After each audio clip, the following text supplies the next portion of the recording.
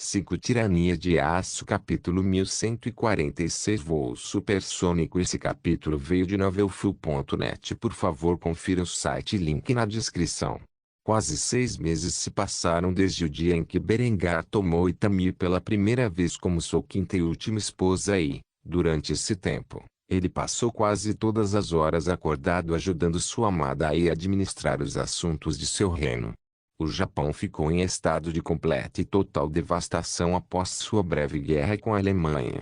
Sua infraestrutura havia sido bombardeada até o esquecimento, enquanto sua agricultura estava em estado de desespero.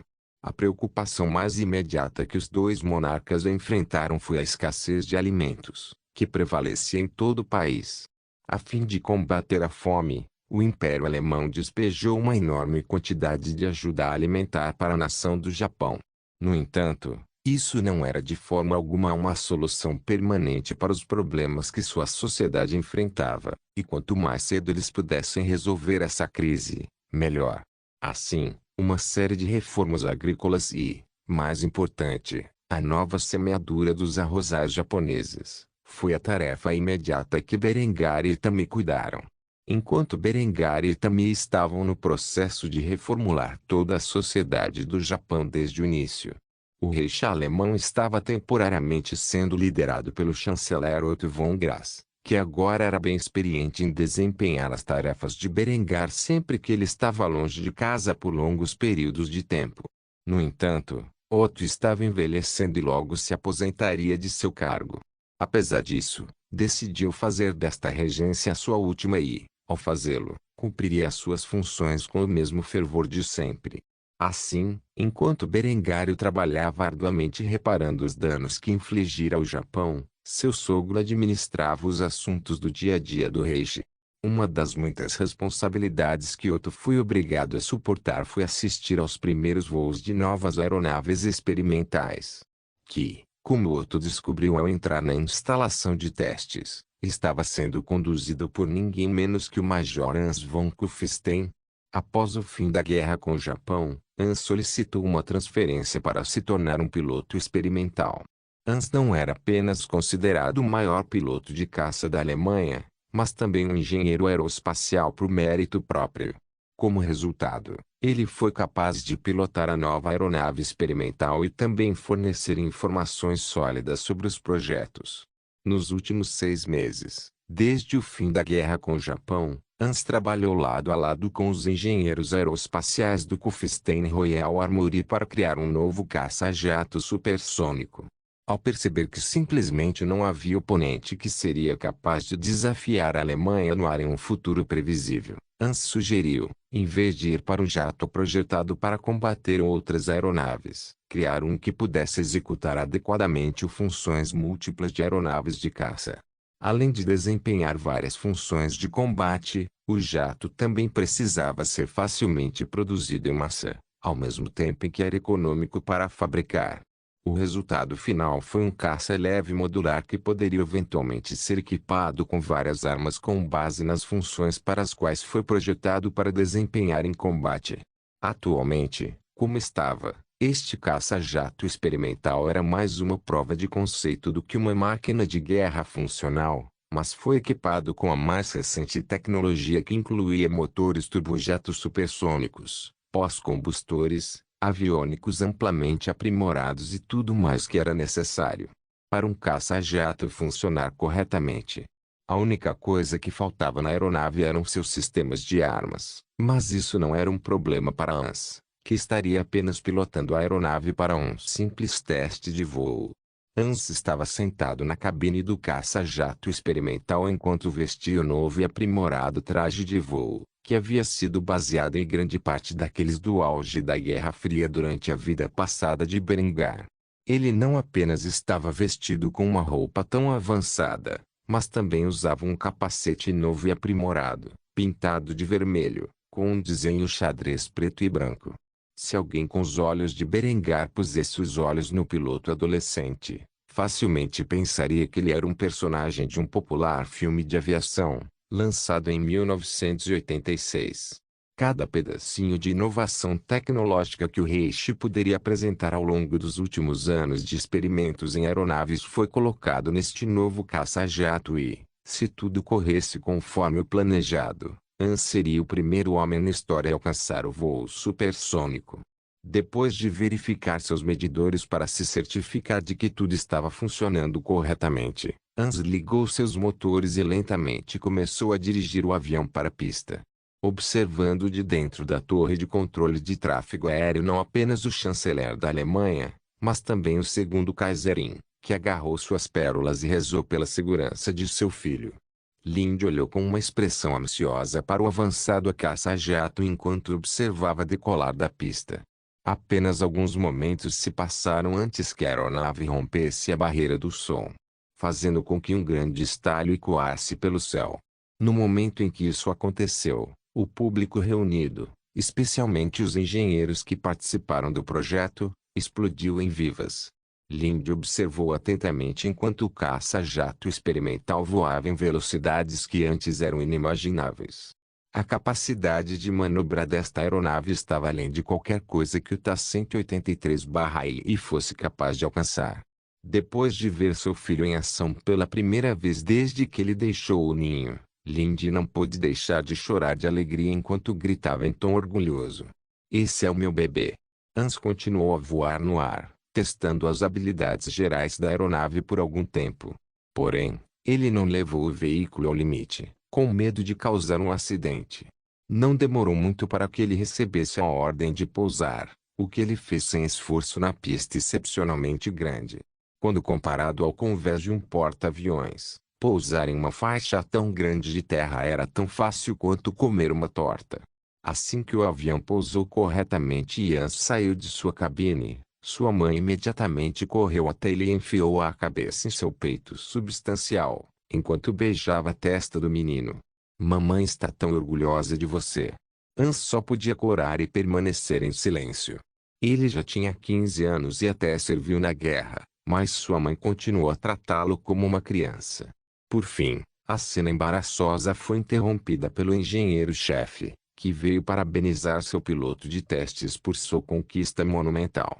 "Príncipe Hans, suas contribuições para este projeto não foram insignificantes. Se não tivéssemos seguido suas sugestões, talvez não tivéssemos sido capazes de projetar uma nova aeronave tão maravilhosa para o serviço na Luftwaffe. Nos próximos dias, esperamos para trabalhar ao seu lado enquanto continuamos a testar os limites deste equipamento de última geração. Quanto a quando estará pronto para o serviço, é difícil dizer. Com uma aeronave tão avançada, há muito mais coisas a considerar antes de aprová-la para produção em massa. Não apenas precisamos esperar que as capacidades de nossas armas alcancem a tecnologia avançada deste jato, mas também precisamos garantir que seja perfeitamente seguro voar mesmo em suas velocidades máximas. O que posso dizer com certeza é que este jato será a inspiração para uma geração inteiramente nova de aeronaves supersônicas. De caças a jato a bombardeiros estratégicos, e talvez um dia no futuro próximo, até mesmo aviões de passageiros. Você me deu muito em que pensar, meu jovem, e foi o prazer de uma vida inteira vê-lo pilotar esta coisa." Hans sorriu e aceitou o elogio do líder do projeto, ao garantir ao homem que continuaria trabalhando ao lado deles para garantir que o Reich continuasse a desenvolver uma indústria aeroespacial superior. "O prazer é todo meu. Se você precisar de outra mente para ajudar a contribuir, você sabe onde me encontrar." Com isso dito, a Alemanha havia acabado de avançar para o próximo estágio da engenharia aeroespacial. Nos próximos anos, o Reich teria uma frota inteira de aeronaves militares e civis supersônicas, em grande parte graças aos esforços do príncipe Karmezin. Tirania de Aço capítulo 1147 Revivendo o Japão parte 1. Quase 8 meses se passaram desde que Berengar se casou com Itami e, durante esse tempo, ele passou a maior parte no Japão, retornando ao Reich, e na Islândia apenas brevemente antes de voltar para Kyoto. No momento, Itami estava chegando ao fim de sua gravidez. Depois de procriar como coelhos em todas as oportunidades, Não surpreendeu Berengar que sua mais nova noiva tivesse engravidado quase imediatamente e, durante os últimos 8 meses, ele havia sido o maior responsável por administrar os assuntos do Japão. Afinal, a última coisa que ele precisava era que Itami ficasse estressado enquanto carregava seu filho. No entanto, hoje era outro dia em que Berengar relataria a Itami o resumo do que havia sido feito desde que ele assumiu o poder como o novo imperador do Japão. Assim, a beldade albina estava sentada em silêncio em seu escritório, enquanto ouvia Berengar explicar as grandes melhorias que ocorreram na sociedade japonesa nos últimos 8 meses. Estamos quase saindo da crise alimentar. Ou seja, a ajuda externa está sendo rapidamente suplantada pela produção local. Graças aos meus programas de investimento e treinamento, quase todos os campos de arroz neste país se tornaram mecanizados com colheitadeiras e colheitadeiras de arroz transplantadores, o que definitivamente melhorou a eficiência das fazendas de arroz. Com a introdução de fertilizantes artificiais, importados do Reishi, podemos nos orgulhar de ter mais do que triplicado o rendimento das colheitas este ano em comparação com o que o Japão estava alcançando antes do início da guerra. Outras áreas da agricultura, como a criação de gado, também cresceram bastante, com a família média japonesa agora podendo comprar algum tipo de carne em cada refeição. Isso se deve em parte à introdução do marco alemão como a única moeda aceitável em todo o Japão, o que ajudou a estabilizar a economia. Itami ouvia pacientemente a avaliação de Berengar sobre a situação e finalmente sorriu quando soube que a crise alimentar que assolou o Japão por quase um ano estava prestes a ser resolvida. No entanto, ela também tinha muitas dúvidas em relação a outros setores do governo e, por isso, foi rápida em perguntar sobre elas. Está tudo muito bem, mas como está o governo? O parlamento já foi preenchido? Berengar assentiu com a cabeça. Antes de passar para outro papel na pilha de documentos que estava lendo, que encontrou o relatório correto, ele começou a falar detalhadamente sobre o assunto. Eleições foram realizadas há 2 meses, e o parlamento foi preenchido com pessoal responsável e educado. Muitos dos quais já foram exilados para o Reishi desde então retornaram para ajudar a reconstruir o Japão. Quanto ao poder executivo, tomei a liberdade de selecionar os governadores das províncias com base nos candidatos mais adequados para a tarefa.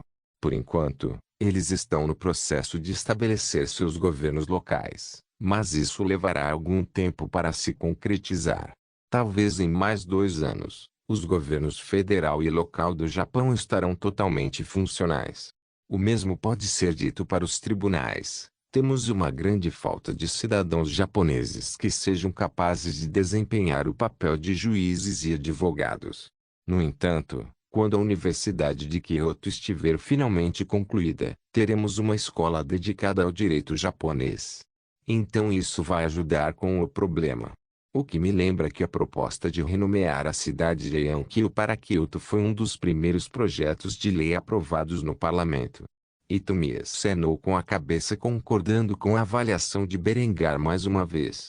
Ela teve que admitir, o homem era um trabalhador extremamente árduo e havia realizado mais nos últimos 8 meses do que ela seria capaz de fazer em 2 ou 3 anos, se tivesse recebido uma quantia em dinheiro e deixado por conta própria.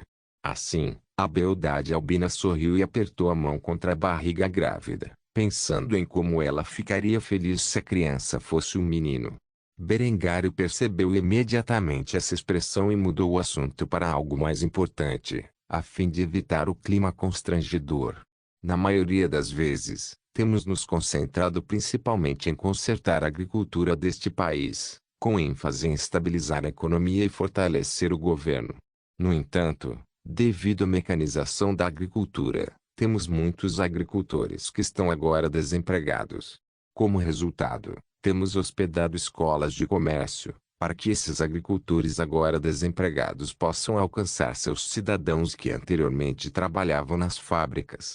Além do estabelecimento de escolas de comércio, também estamos abrindo um punhado de universidades em todo o país, onde aqueles que buscam uma educação superior podem aprender com seus cidadãos que viveram no Reishi e frequentaram escolas alemãs. Não é muito por enquanto, Mas dê 4 anos e você terá outra geração de jovens devidamente educados para começar a expandir as capacidades tecnológicas do seu império. Ao ouvir isso, Itami mudou seus pensamentos do feto em seu ventre para os assuntos em questão. Era verdade que ela e Berengar estavam essencialmente reconstruindo o Japão do zero e que levaria tempo até que qualquer progresso significativo pudesse ser feito. Ainda assim, depois de ouvir todas essas atualizações, Itami sentiu-se confiante de que o Japão estava no caminho de um futuro brilhante. Assim, ela deu um sorriso caloroso, antes de apontar para o colo, como se silenciosamente dizendo ao homem para descansar. Não havia dúvida de que Berengário estava exausto, por mais que se recusasse a admitir. As bolsas sob os olhos não podiam ser escondidas nem mesmo pela maquiagem mais pesada. Quando Berengário viu isso, ele simplesmente riu e balançou a cabeça antes de negar a oferta de sua esposa. Receio estar muito ocupado para fazer uma pausa. Talvez, depois de terminar minha papelada, eu possa. No entanto, Itami não permitiu que Berengar terminasse sua frase. Em vez disso, ela se levantou de seu assento e agarrou a mão de Berengar antes de arrastá-lo para o chão, enquanto descansava a cabeça em seu colo. Quando ele estava prestes a discutir com suas ações, a beldade albina levou seu delicado dedo indicador aos lábios e silenciou seu homem, fazendo-o obedecer a contragosto. Itami então começou a cantar uma melodia, que lentamente fez Berengar cair na inconsciência. Tendo funcionado em média 4 horas de sono todos os dias no último mês, Berengário não percebeu o quanto estava cansado até que adormeceu no colo de Itami. Em breve, a escuridão de seus sonhos foi perfurada pela luz do sol poente, onde Berengário então esfregou os olhos suavemente e se levantou do colo de Itami, que estava observando seu rosto adormecido por várias horas. Ao perceber o que acabara de acontecer, Berengário sentiu-se terrivelmente envergonhado e corou levemente, o que fez sua esposa rir antes de assegurar-lhe que estava tudo bem. Você não se sente melhor depois de uma boa soneca? Berengário não pôde deixar de bocejar. Ao olhar em volta percebeu que já era meio da noite. Ele só podia suspirar em derrota, percebendo que não havia feito metade do trabalho que aspirava quando acordou pela manhã. No entanto, ele não pôde repreender Itami, porque antes que pudesse fazê-lo a mulher o interrompeu. Você tem trabalhado demais ultimamente. Roma não foi construída em um dia, e o Japão vai precisar de muitos anos antes de se recuperar totalmente do estado em que o deixei. Não se recuperará mais rápido. Você precisa cuidar de si mesmo, especialmente porque tem tantas pessoas que amam e valorizam você. Berengar ficou surpreso ao ouvir Itami dizer essas palavras para ele. Ele estava acostumado a trabalhar muitas horas durante a noite para garantir o estado próspero de seu império. E nunca pensou que ele estava trabalhando demais para seu próprio bem. Nesse momento, ele ficou profundamente feliz por Itami estar ao seu lado, e não uma de suas outras esposas, que não entendia o fardo que ele carregava como um monarca. Assim, depois de um suspiro profundo para acalmar o coração, Berengário sorriu e levantou-se antes de dar uma mãozinha à esposa grávida. Uma vez que os dois estavam de pé, ela falou as palavras que queria ouvir. Obrigado. Eu não percebi o quão cansado eu estava até você apontar isso. Que tal eu presentear você com algo legal como um símbolo da minha gratidão? Com isso dito, Berengar e Itami deixaram os limites do pequeno escritório e se aventuraram na cidade para aproveitar o ar fresco da noite e tudo o que a cidade de Kyoto tinha a oferecer. Tirania de Aço capítulo 1148 Conflitos coloniais em curso. Irmã estava sentado na parte de trás de um helicóptero enquanto fumava um cigarro. O ar chicoteou seu rosto enquanto ele verificava quantos cartuchos estavam carregados em seu pente. Não porque ele tivesse disparado recentemente, mas simplesmente porque estava entediado no momento. Na verdade, o jovem oficial preferiria estar estacionado no Japão, ajudando nos esforços de reconstrução. Pelo menos assim ele poderia visitar regularmente a garota que havia roubado seu coração. Depois de reinserir o carregador em seu rifle de assalto, Irmã colocou a arma de lado enquanto tirava o capacete e olhava para uma fotografia colorida. O milagre da tecnologia avançava rapidamente a cada dia que passava, e ele não carregava mais uma foto em preto e branco de sua irmã mais velha no forro de seu talhel. Em vez disso, irmã tinha uma foto da princesa japonesa Itami Momo, que toda vez que ele olhava o forçava a sorrir. Por ter provado estar entre os jovens oficiais mais capazes do Corpo de Fuzileiros Navais da Alemanha, o Major Hermann von Habsburg foi despachado para a região conhecida como África do Sul Alemã, onde ele e sua nova unidade estavam conduzindo operações antiterroristas contra as tribos locais, que continuou a criar problemas nas fronteiras das colônias alemãs que já haviam se espalhado na região. Esta foi a razão pela qual um oficial do Corpo de Fuzileiros Navais estava sentado na parte de trás de um helicóptero. Como parte da força de reação rápida, Hermann foi de fato obrigado a chegar à zona de conflito o mais rápido possível e, por causa disso, ele e seu batalhão de fuzileiros navais foram treinados especificamente em assalto aéreo. Quanto às operações antiterroristas em que ele estava envolvido no momento, essa era uma maneira educada de dizer que ele estava realizando uma limpeza étnica na região mais ao sul da África. A essa altura, as colônias alemãs começaram a se espalhar até o rio Limpopo e, como resultado, uma nova onda de tribos africanas começou a entrar em solo alemão com intenções hostis. Como ponta de lança das operações na África do Sul alemã, Hermann e seus homens estavam equipados com as mais modernas armas e coletes à prova de balas. Seu equipamento era semelhante ao usado pelas forças especiais alemãs durante a Guerra Alemão-Japonesa, que estava rapidamente se tornando o novo uniforme padrão: colete à prova de balas, capacete e equipamento de suporte de carga.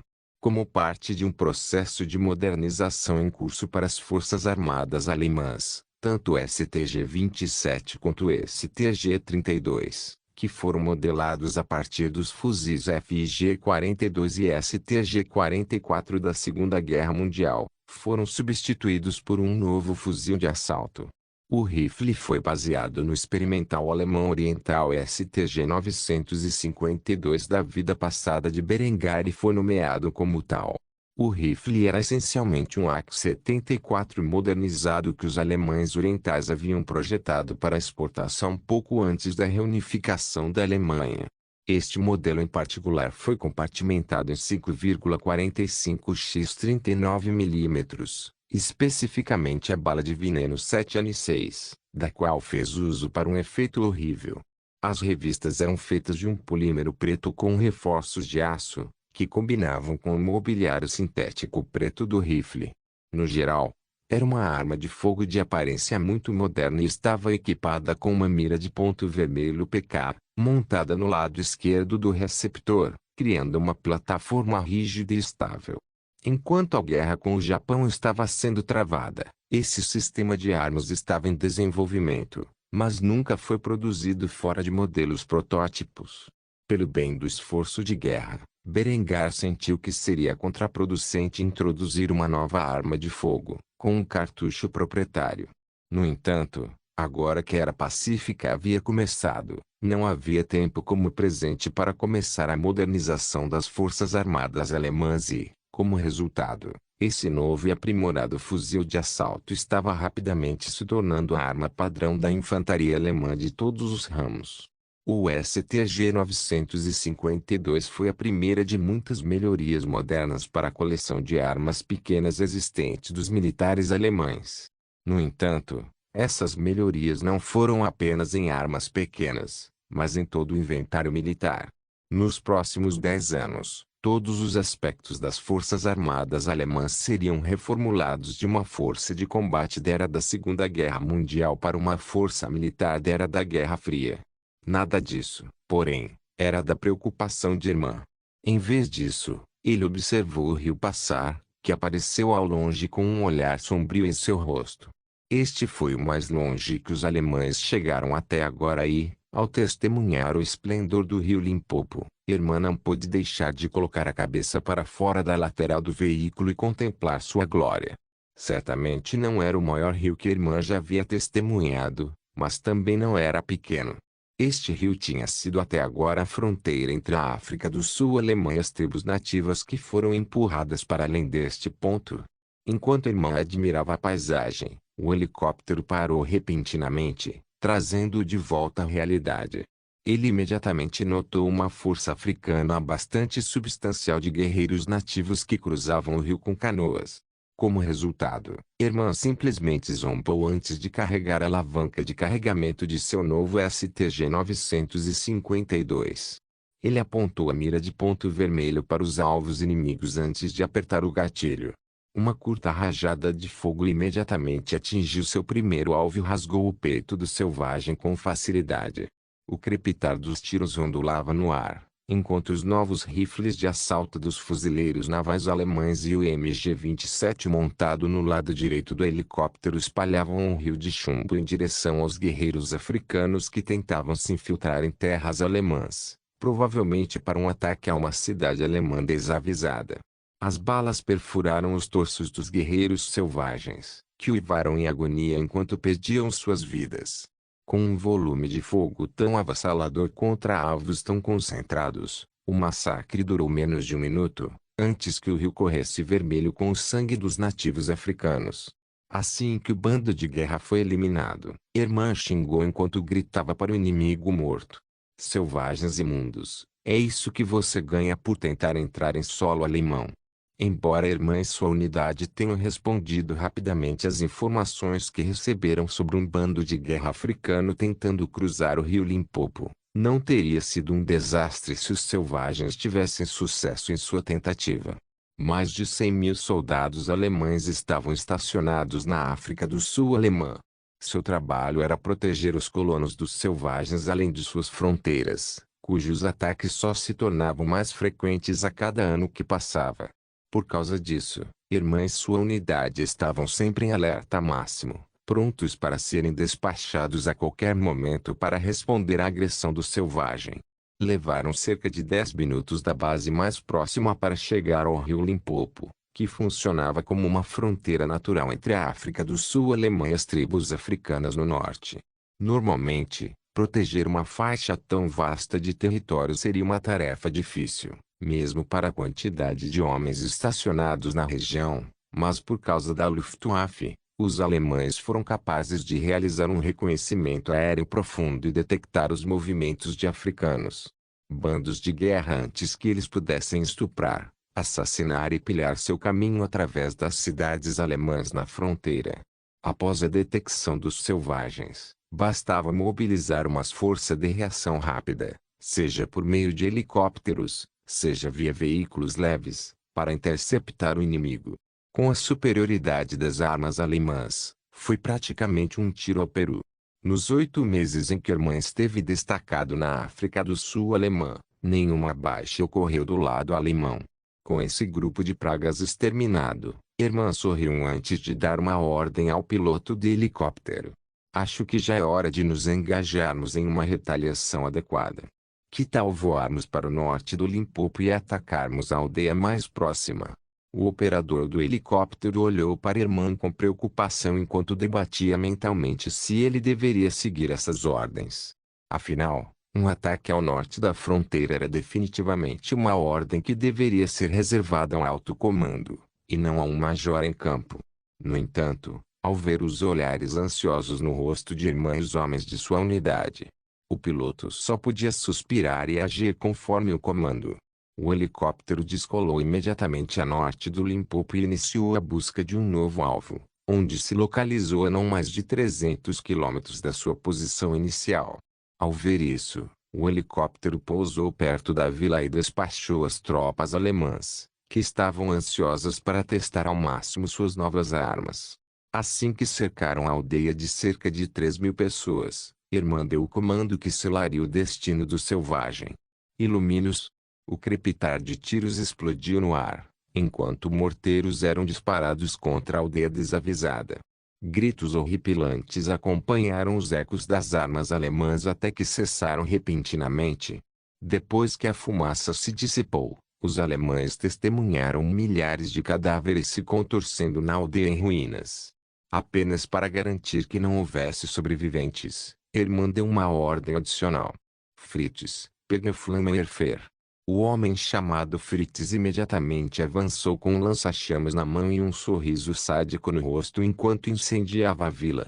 No momento em que ele ficou sem napalm, apenas as cinzas permaneceram na outrora próspera vila africana.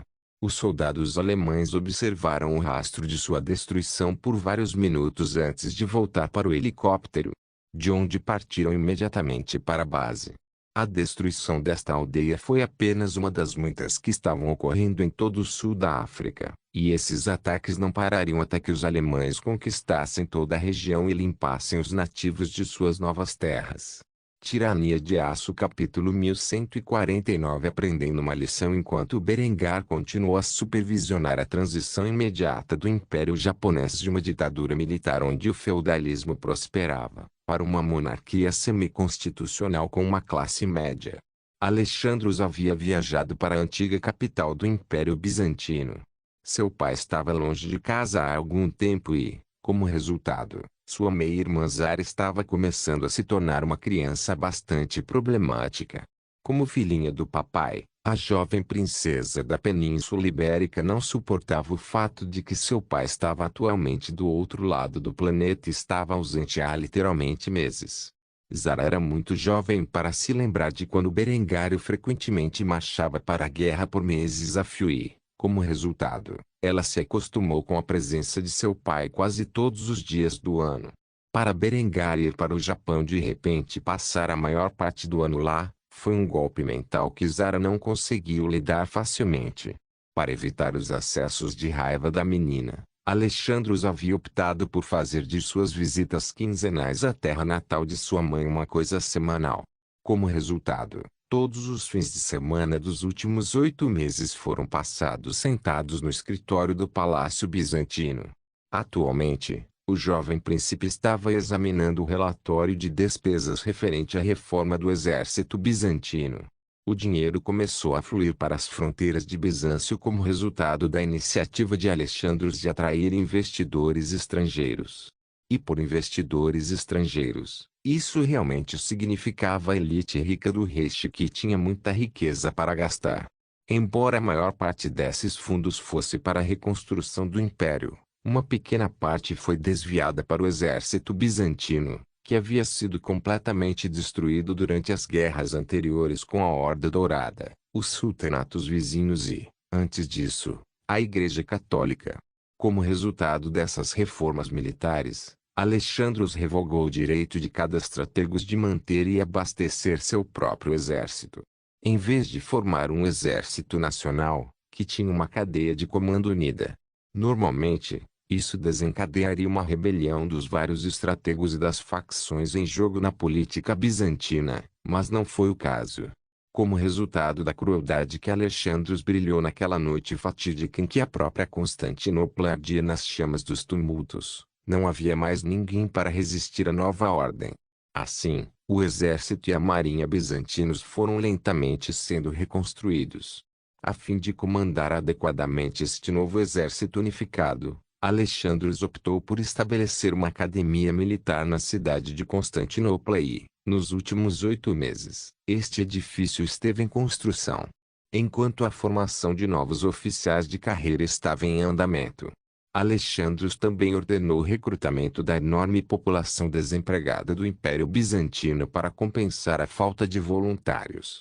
Esses homens recebiam um salário adequado e eram ensinados a usar com eficácia as armas compradas do Reich. A essa altura, os estoques de armas alemãs obsoletas começaram a secar, com o armamento contínuo dos exércitos indiano, Majapahit e Joseon nos últimos anos. Todos e quaisquer rifles de ferrolho e rifles semiautomáticos foram reformados e vendidos para as nações mencionadas. Os estoques de canhões de mão e arcabuzes estavam longe de serem modernos o suficiente para lidar com os inimigos de Bizâncio e, por isso, Alexandros havia aprovado a aquisição de armas e munições modernas dos arsenais do Reich, especificamente os especializados em exportação. Rifles semiautomáticos, metralhadoras leves alimentadas por carregadores, metralhadoras pesadas refrigeradas a água e canhões de campo hidropneumáticos de 7,5 centímetros eram o principal armamento fornecido ao Império Bizantino. Infelizmente, Embora Alexandros fosse filho de Berengário, ele foi forçado a pagar o preço total por essas armas, especificamente porque estava agindo no interesse de outro estado. Enquanto isso, os uniformes que o recém-aprimorado exército bizantino usava foram confeccionados em suas próprias terras com algodão, com apenas os talhelme e equipamentos de suporte de carga sendo fornecidos através do excedente alemão. Depois de revisar o relatório de despesas com detalhes críticos, Alexandros confirmou que nenhum único solidus havia sido desviado e, como resultado, ele assinou pessoalmente sua assinatura no documento. Ao fazê-lo, aprovando a venda. Com um trabalho tão detalhado fora do caminho, Alexandros recostou-se e suspirou pesadamente enquanto tentava relaxar os olhos cansados. Na manhã seguinte, ele estaria no primeiro voo de volta para Kufstein e, sem dúvida, teria de suportar outro dos acessos de raiva de Zara. Ainda assim, isso era quase preferível quando comparado ao novo inferno que o jovem príncipe foi forçado a suportar durante suas visitas semanais a Constantinopla. Fale do diabo, e ele aparecerá. No momento, Alexandros estava pensando exatamente sobre esse assunto. A porta se abriu lentamente. Foi alto o suficiente para chamar a atenção do garoto, o que o fez olhar para trás de seu assento e para o intruso. Uma jovem mais ou menos da idade dele, mais uma vez forçou a entrada no escritório de Alexandros enquanto ele tentava trabalhar. Por causa disso, Alexandros tirou os pés do chão e abraçou os joelhos contra o peito, enquanto prendia a respiração na tentativa de esconder sua presença do predador que agora o perseguia. Felizmente para ele, preferia trabalhar no escuro e, por isso, imaginou que não seria fácil para Zenobia ver se ele ainda estava dentro da sala. No entanto, os olhos de Zenobia eram quase felinos, e ela podia ver facilmente no escuro. Percebendo a tinta fresca manchando os documentos sobre a mesa, a pequena atrevida deliberadamente fez uma observação na esperança de coagir seu jovem noivo a baixar a guarda. Oh! Eu tinha certeza que Alex estava aqui. Parece que ele já fugiu para dentro do palácio. Acho que vou ter que procurá-lo em outro lugar. Dito isso, a garota deliberadamente deu alguns passos, que soaram como se ela estivesse saindo da sala antes de fechar a porta na sua frente. Ela então caminhou silenciosamente até um canto e se escondeu atrás de um baú bastante grande. Depois de acreditar que a garota realmente havia saído da sala, Alexandros colocou os pés no chão e começou a vasculhar a sala para confirmar se Zenobia havia realmente desaparecido. O olhar de pânico no rosto do menino era simplesmente adorável da perspectiva de Zenobia, e quando ele finalmente virou as costas para ele e suspirou de alívio, ela se lançou sobre ele. Derrubar Alexandros no chão e beijar suas bochechas, o que ela sabia apenas irritou ainda mais o jovem príncipe. Alexi, peguei você. Alexandros lutou para sair debaixo da garota e fez o possível para usar o conhecimento de luta que seu pai lhe ensinou ao longo dos anos. Assim, ele conseguiu escapar com sucesso de debaixo da montaria de sua noiva, enquanto a jogava para o lado, fazendo com que a garota caísse de costas em seu pequeno traseiro. Depois de se levantar e enxugar a saliva de sua bochecha, Alexandros imediatamente começou a castigar sua jovem noiva por suas ações. Maldição Zenobia, eu pensei ter dito para você não me chamar assim no momento seguinte. Os olhos do menino foram instantaneamente atraídos para a calcinha da menina, que era visível como resultado de sua saia ter sido levantada durante a briga. A princípio, Zenobia não sabia o que havia feito Alexandros ficar tão estúpido de repente. Mas depois de perceber a direção de seu olhar, ela olhou para baixo e viu que sua calcinha estava totalmente à mostra.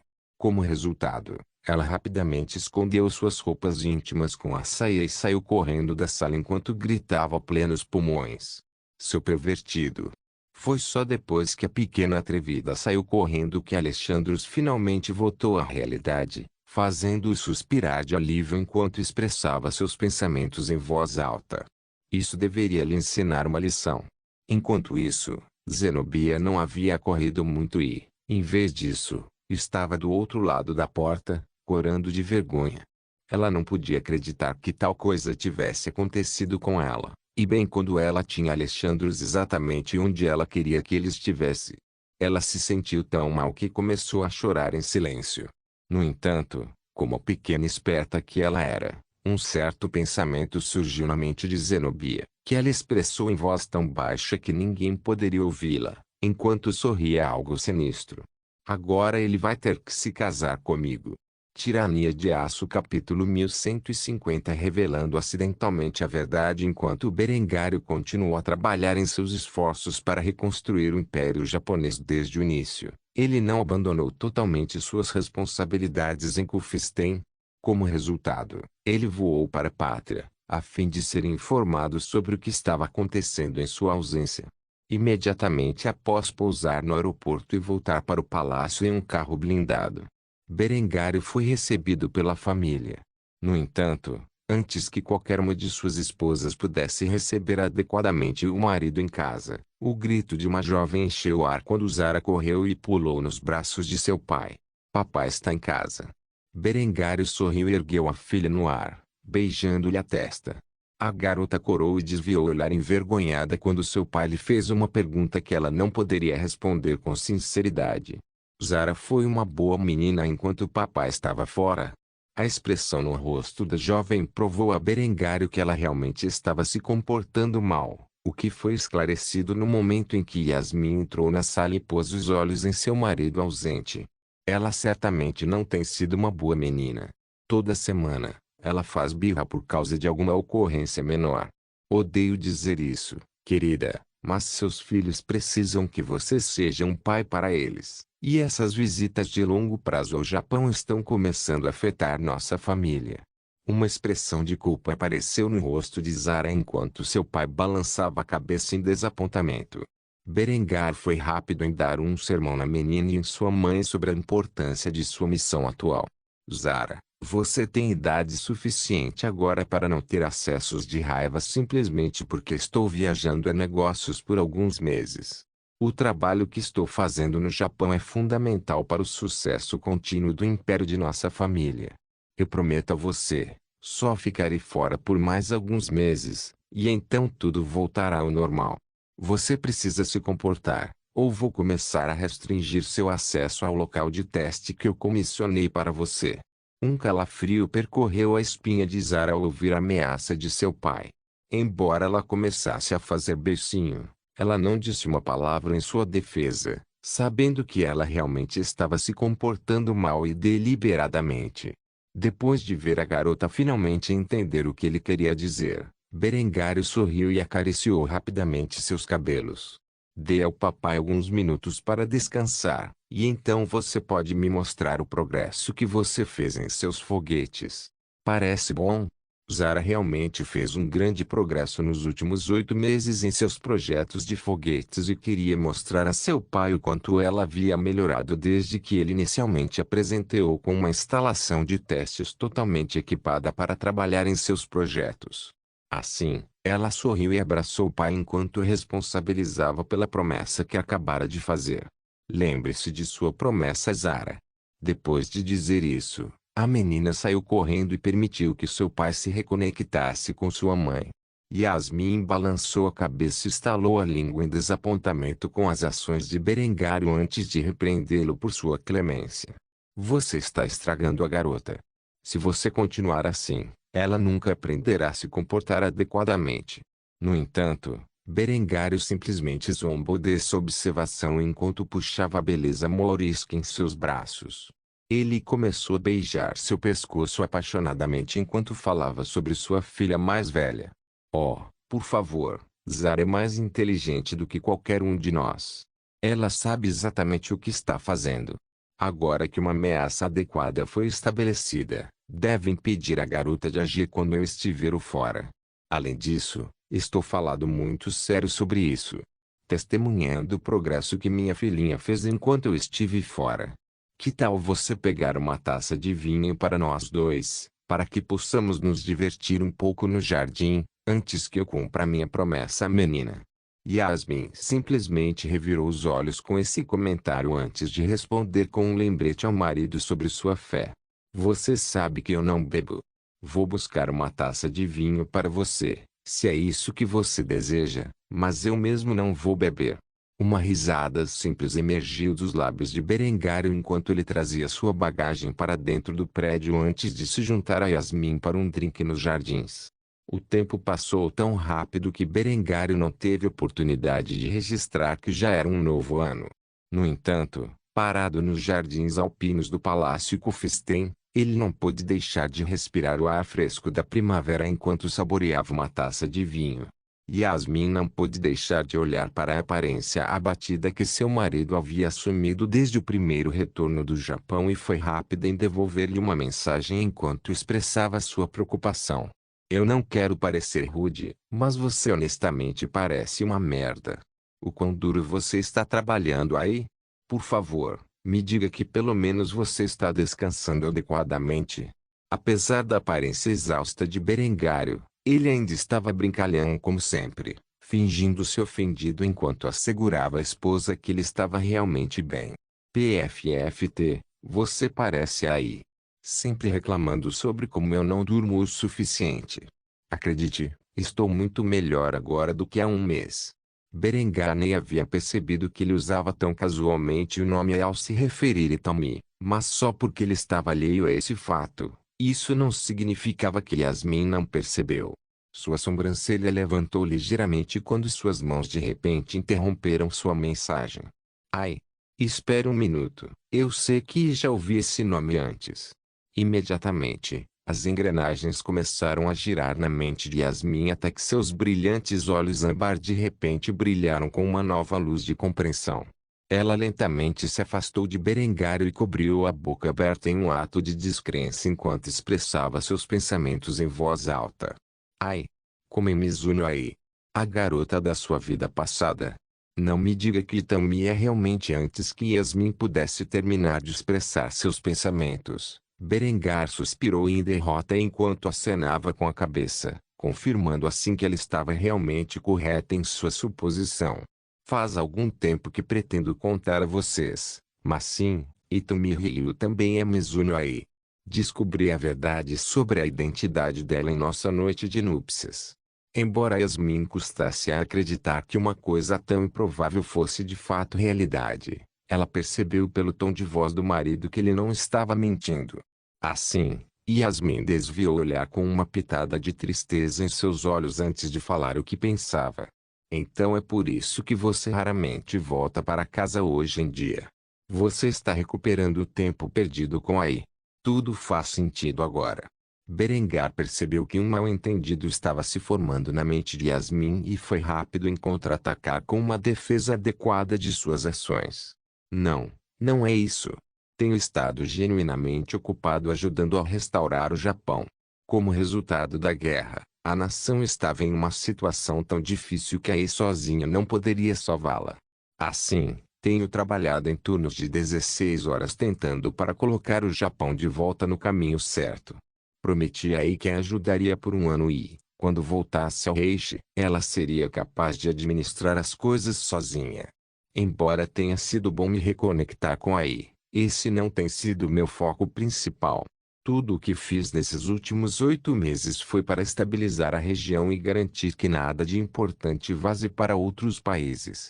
Assim que puder dizer com segurança que o Japão está no caminho certo para a recuperação total e que minha assistência pessoal não é mais necessária, voltarei para o Reishi em tempo integral e visitarei o Japão uma vez por mês, como faço na Islândia.